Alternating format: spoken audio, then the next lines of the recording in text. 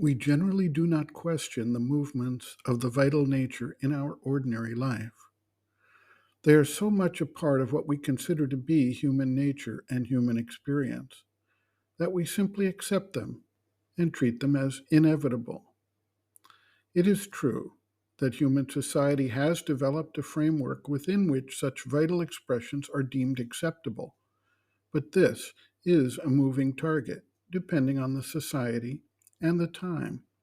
For instance, in some societies, it is considered unacceptable to give way to untrammeled greed and accumulate vast wealth at the expense of everyone else in the community.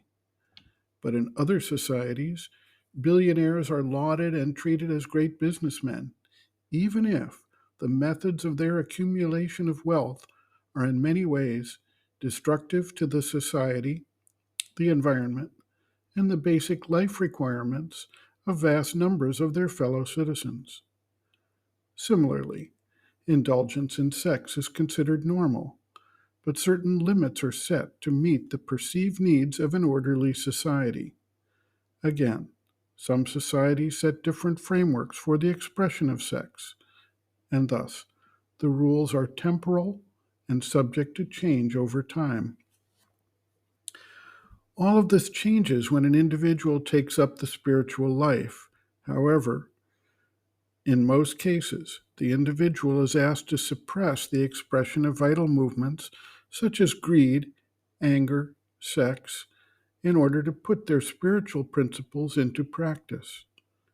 In some cases, however, the spiritual seeker is actually taught that they should indeed express these forces, albeit with a specific attitude or standpoint that ensures that the expression is part of their spiritual practice and not something different.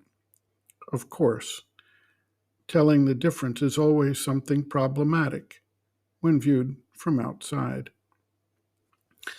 This leads to some amount of confusion for spiritual seekers.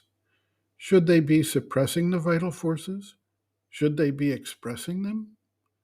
What is the right attitude or standpoint in relation to the vital nature? What rationale is there for taking one approach or another? The object sought by the spiritual seeker requires concentration and a shifting of focus away from the mundane activities of the daily life and the vital nature. The pursuit of vital fulfillment disrupts the necessary focus and fixates the individual on the realization of vital objectives.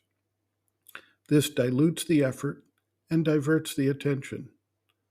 For those who seek a transformation of the external life, not solely the spiritual focus achieved by suppression of the outer life, it is also necessary to recognize that the acceptance of the vital energy is essential, but that the entire basis, standpoint, and direction of that energy needs to be aligned with the higher purpose of the divine manifestation.